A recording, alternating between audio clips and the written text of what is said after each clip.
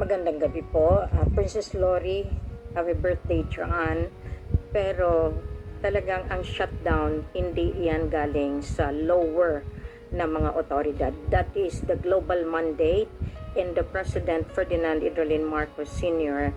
is advising everyone to prepare because that is very important in the transformation into the new system. Ang sistema na iyan ay pinaghandaan nila yan 1,000 years. Kaya ito ngayon, tapos na ang fiat money, tapos na lahat yan, kaya shutdown para maayos lahat ang mga kapirahan at ma-implement na ang Quintal Financial System, yung Asian dollar natin. Marami ang ayaw maniwala, pero sa kanila na yon.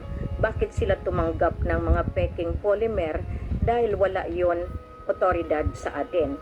Nagpiprenta ang buong mundo sa 72 currencies na pag-aari ng royal family ng Philippine Islands ng Lupusog Empire. Kaya dito nila makita ngayon kung anong ibig sabihin ng shutdown. Ang shutdown, that means wala silang magawa, lahat iyan gagawin ng implementor. Maraming salamat.